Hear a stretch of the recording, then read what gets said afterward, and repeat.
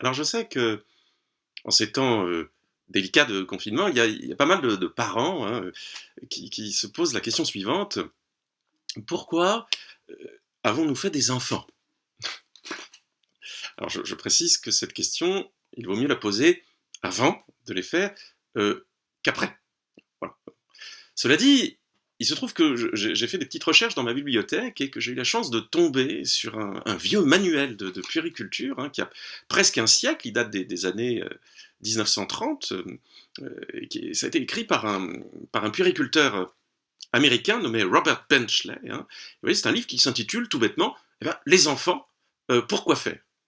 Alors cela dit, le titre est trompeur puisqu'en fait il s'agit tout simplement, et c'est pour ça que je voulais vous en parler, d'un véritable manuel à l'usage des parents des très jeunes enfants, hein, des petits bébés, et qui contient des réponses pratiques hein, à des questions que se posent tous ces jeunes parents. Je vous en donne quelques exemples, vous allez voir, c'est utile. Comment, par exemple, doit-on peser un enfant? Alors, vous allez voir ce que nous conseille Robert Benchley. C'est tout bête, hein. Placer l'enfant sur la balance. Le père doit alors s'asseoir sur l'enfant pour le maintenir en place. Peser le père et l'enfant ensemble, puis ôter le poids du père de la masse globale obtenue. Le résultat vous donnera le poids de l'enfant. Alors, comment doit-on tenir un enfant pendant qu'on l'habille ou le déshabille? Alors, n'importe quel charpentier sera disposé à vous vendre un étau que vous pourrez fixer au bord de la table. Hein. Placez l'enfant dans l'étau et tournez la vis jusqu'à ce que la pression fasse apparaître une légère rougeur. Hein. Prenez garde à ne pas trop la serrer, la vis. Sinon, l'enfant risque de ne pas apprécier. Mais d'un autre côté, il faut bien s'assurer de ne pas lui laisser trop de jeu. Sinon, l'enfant tombera sans cesse par terre et dans ces conditions, vous n'arriverez jamais à l'habiller. Pourquoi l'usage de gants de toilette est-il à déconseiller dans le bain de l'enfant? Eh bien, les gants de toilette sont trop faciles à avaler. Et après en avoir avalé 6 ou 7, l'enfant a tendance à être ballonné ou léthargique. Lequel des deux parents doit se lever pour aller préparer le premier biberon du matin? Le moins doué pour faire semblant de dormir. Enfin, je finirai par quelques conseils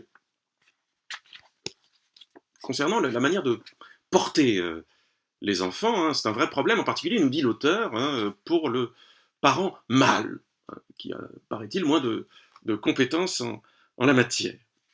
Alors, dans le cas où le nourrisson doit être extrait de son berceau par le père, on évitera la vieille méthode qui consiste à se pencher et à l'attraper sous les bras.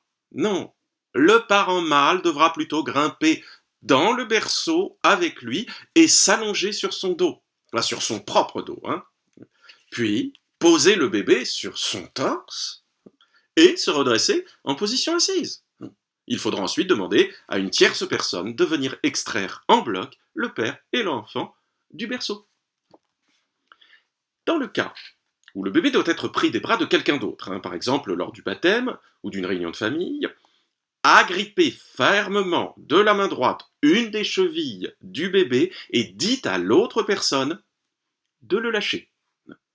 En quittant les bras de l'autre personne, la tête en bas, l'enfant effectuera ainsi un mouvement de balancier à la manière d'un danseur d'adagio, réalisant un demi-cercle complet jusqu'à ce qu'il atterrisse sur l'épaule de l'oncle, hein, qui le tient toujours fermement, si possible, par la cheville.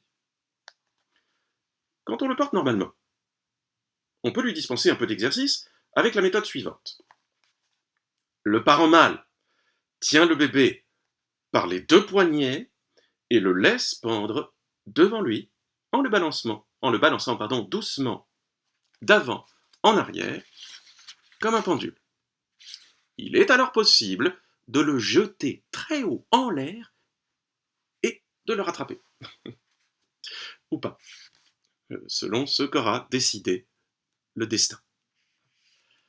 Une méthode encore plus bénéfique pour le développement de l'enfant consiste à lui faire porter lui-même le parent mâle.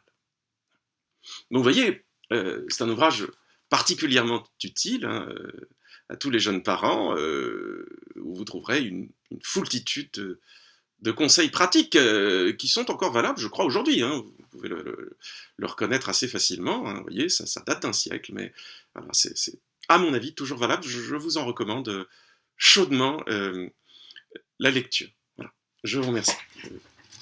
Non, les enfants, s'il vous plaît, arrêtez de manger les pages de Crime et Châtiment.